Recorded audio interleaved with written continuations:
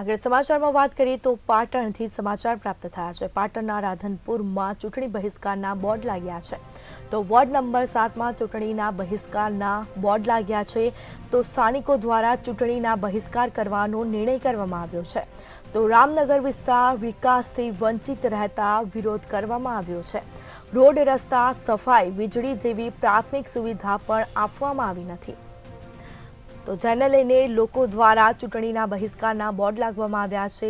તો લોકો વિરોધ કરી રહ્યા છે। સ્થાનિક દ્વારા ચૂંટણીના બહિષ્કાર કરવાનો નિર્ણય કરવામાં આવ્યો છે। તો રામનગર વિસ્તાર વિકાસથી વંચિત રહેતા લોકો વિરોધ કરી રહ્યા છે। તો પાટણના રાધનપુરમાં ચૂંટણી બહિષ્કારના બોર્ડ લાગ્યા છે। વોર્ડ નંબર 7માં ચૂંટણીના બહિષ્કારના બોર્ડ લાગ્યા છે। તો સ્થાનિક લોકો દ્વારા વિરોધ પ્રદર્શન કરવામાં આવી રહ્યો છે। તો રામનગર વિસ્તાર વિકાસથી વંચિત રહેતા લોકો વિરોધ પ્રદર્શન કરી રહ્યા છે। તો રોડ રસ્તા સફાઈ વીજળી જેવી પ્રાથમિક સુવિધાઓ પણ નથી અને જેના કારણે લોકોએ ચૂંટણી બહિષ્કારનો નિર્ણય કર્યો છે।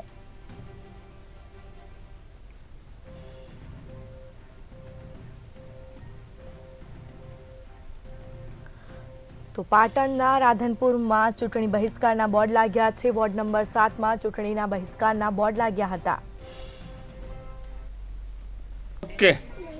રામનગર 1 અને 2 7 નંબર વોર્ડ કે જ્યાં ચૂંટણીના બહિષ્કારના બોર્ડો લાગ્યા છે, તો મને ખબર પડતા મેં ત્યાંની મુલાકાત લીધી અને લોકોને પૂછ્યું કે તમે આ બેનરો કેમ લગાવ્યા છે। તો એ લોકોએ અમને જણાવ્યું કે અમે પાયાની સુવિધાઓથી વંચિત છીએ, એટલે કોઈ પણ અહીંયા ચાહે ભાજપ હોય કે કોંગ્રેસ આવશે, અમે કોઈને પણ વોટ આપવાના નથી। અમારી પાયાની સુવિધાઓની જે માગણી છે એ માગણીઓ નહીં સંતોષાય તો અમે કોઈ ચૂંટણીનો બહિષ્કાર કરી રહ્યા છીએ।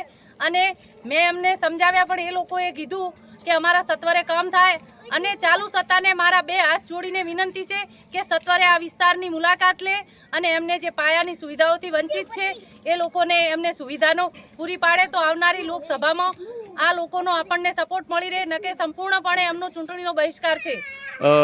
કેવા એમની સુવિધાઓ નથી મળી, કેવી માગણીઓ છે એમની સુવિધા? મેન તો લાઇટ નથી મળતી એમને પૂરતા પ્રમાણમાં, સાફ સફાઈ નથી થતી, ગટરની સુવિધા નથી, કે જ્યાં અંદર લોકોને મકાન પાસો થયા છે તો આ લોકો જાતે મકાન બનાવે છે, અમને મકાન પણ પાસ થયા નથી। અને નગરપાલિકાના કોઈ પણ અહીંયા ભાજપની રોડની તો સમસ્યા એમને છે જાદુ અનાદિથી, અને 15 વર્ષથી આ લોકો વસવાટ કરે છે અને ગરીબ અને એકદમ મધ્યમ વર્ગ છે।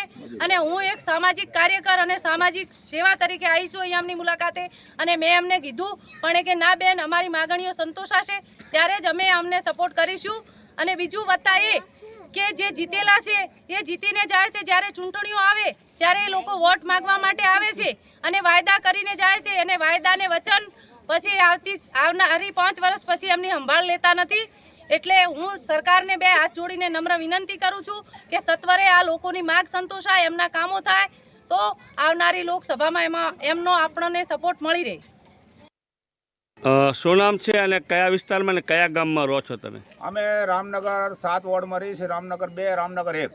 કયા ગામમાં આવ્યું? આ રાધનપુરમાં આવ્યું। કયો જિલ્લો? જિલ્લો પાટણ।